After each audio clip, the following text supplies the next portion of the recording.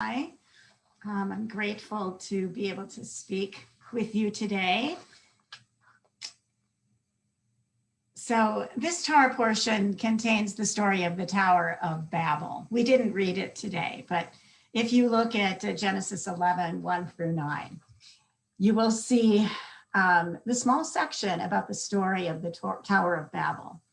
Briefly, human beings built a big city, a very large city, and then they constructed a watchtower. They chose not to be scattered over all the earth. They wanted to congregate together. But Rabbi Shai Held observes in Heart of Torah that God has other plans for human beings. God scatters the human beings all over the earth and gives them different languages. Rabbi Held says, it seems that God loves diversity more than uniformity. Well, I certainly experienced the diversity of our Jewish people this week as a delegate to the World Zionist Congress. And I too want to thank Beth Leonard for her tireless work over the years on behalf of the Jewish Agency, which is intimately involved with the World Zionist Organization and provides leadership and money to the Jews around the world. I'd like to start with a little background on the WZO. And I have accompanying me this morning, none other than Theodore Herzl, who is looking over my shoulder this morning. The first Zionist Congress was held in August of 1897, and it was convened by none other than Theodore Herzl. At that convention, there were no women delegates, although 17 women attended. Out of the 200 delegates, they came from 17 different countries. I want to add that women were allowed as delegates at the next second Zionist Congress, which was held in 1898. In order to impress the world with the seriousness of the Congress, all the delegates were required to wear formal dress. That meant for men, tux, tails, and white tie. This was not our attire at the 38th World Zionist Congress, which was held online. The agenda of the first Zionist Congress: Herzl was elected president of the World Zionist Organization, which was founded at this conference and still exists today. It has been used to enlist financial and political support for Zionism way back since 1897. The first congressional delegates also voted to establish the Jewish state in Palestine using international law.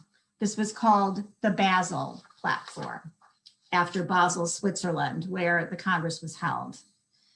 Herzl wrote in his diary, "Were I to sum up the Basel Conference, which I shall guard against pronouncing publicly, it would be this: at Basel, I founded the Jewish state." Well, the 38th World Zionist Congress, which I attended this week, was not so weighty. Fortunately, the Jewish state has already been established. And I can tell you, like the Tower of Babel, we encountered a diversity of languages and people at the conference. The Masorti Conservative Merkaz delegation, that's the conservative movement around the world, had 144 members attending from 18 different countries. We were the fourth largest slate at the Congress. Our delegates numbered 48, which represent 2.1 million conservative and Masorti Jews all around the world. What were the languages at the conference? Hebrew, of course, English, Spanish, German, Russian, and French. They were all the official languages, and different parts of the Congress were held in these different languages. But we had Masorti and conservative delegates who also came from Hungary, Sweden, Ukraine, and Uganda. they obviously had to choose a language not their own to listen to at the conference. I also learned this. Do you know that in official English, WZO is actually pronounced WZO? Yeah, I learned that this week as well. Our agenda was very neutral. It was mutual responsibility and aliyah. This was the focus of the conference. I would call it pretty parv stuff. And the reason for this was that we were meeting online. We were supposed to be in Jerusalem meeting, and the Congress decided to hold just kind of a preliminary meeting this week, and then in a year, convene us in person in Jerusalem to deal with the more controversial monetary issues that the Congress is involved in. Well, what was supposed to be uncontroversial turned very controversial. Unfortunately, diversity was disfavored by the majority of the delegates to the WZO this year. There were 521 delegates. Of that, 301 were members of right-wing and Orthodox Haredi parties. They held the majority at the Congress. Thus, they sought to take over all the leadership roles at the WZO. They sought to silence and to starve the opposition of funding. Whereas at least $1 billion is at stake in these WZO meetings, it was close to coming within the control of the right wing and the Haredim for 3 days of the conference. Now, why was this conference different from other conferences? Well, in the past, the Orthodox really have not involved themselves very much in the World Zionist Congress or the World Zionist Institution. But this year, they voted in force and formed coalitions to take control of leadership and of the billions of dollars at stake. Now, back in the olden days, at the last conference, when diaspora Jews were in the majority, we looked out for the voices of minorities. We shared our leadership and we apportioned money to them. But sharing and inclusion was not on the right wing and Haredi coalition agenda. After lengthy and heated negotiations that really went down to the wire and beyond on Thursday afternoon, finally, a shared agreement was made. It was called the wall-to-wall agreement. And I love this phrase. I don't know if it was meant this way, but to me, it represents the kotel, where on one side we have the Orthodox men, and in the center, we have a smaller women's section. And then off to the right, we have the egalitarian section of the kotel. And so calling it the wall-to-wall agreement, to me, is a beautiful metaphor for the entire range of Jews that we have across the world. Rabbi Galid Kariv, who headed the Reform Movement, which was part of our coalition, called this agreement, and I'm quoting from the Jerusalem Post, he said, "The agreement leans to the right, and the right-wing religious bloc has an exaggerated position. But we have created a wave of protest in our circles and in the Zionist organizations, who through grassroots pressure realized that they cannot sit on the fence and demanded changes. Because of our work, the minority position, that would be our egalitarian position, received more leadership positions and even more money." I want to say mazel tov to all of those who were involved in these high pressure negotiations and who succeeded to uphold our values in spite of our much smaller representation at the Zionist Congress. Yisar Hess, who has been the executive director of the Masorti movement for 14 years, has a new position now in the WZO. He is the Zionist executive deputy and vice chair of the WZO, and we wish him a mazel tov and much success in this new position with the WZO. So what does this all mean?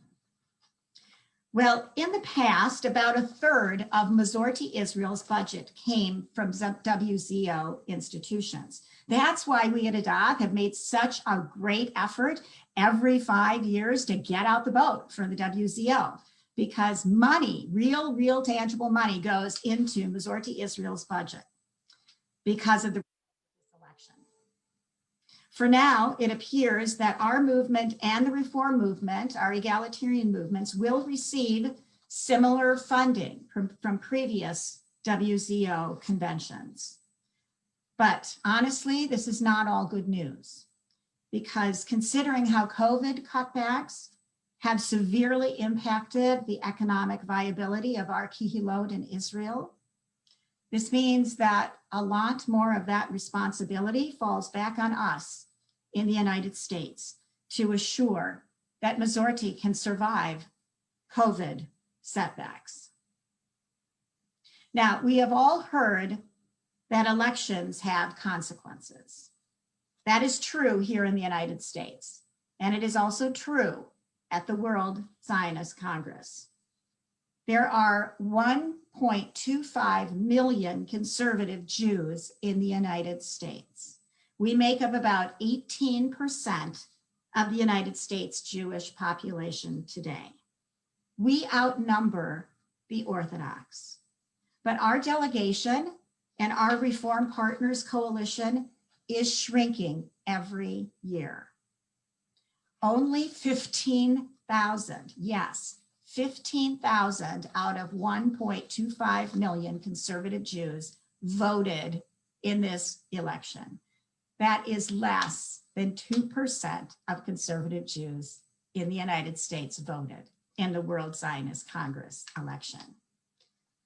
So I can only ask, what if?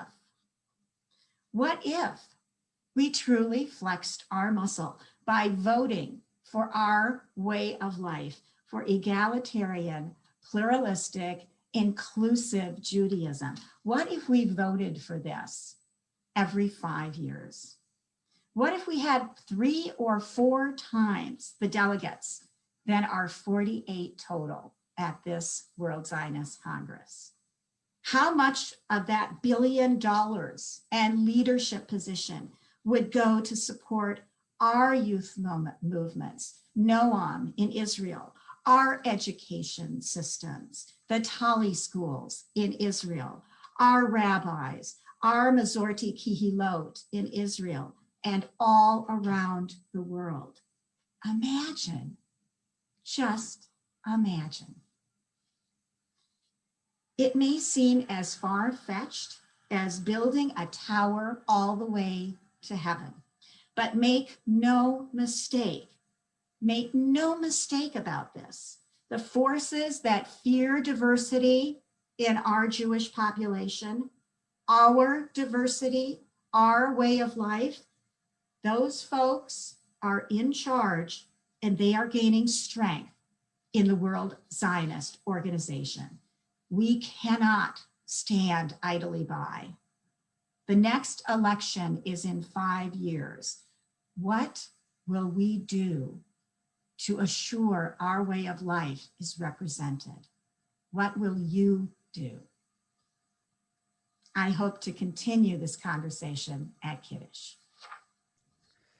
Thank you, Heidi, for a really very important message laying out what's happened this week and the consequences of the election. You heard us hawking you a year ago about how important it was to vote in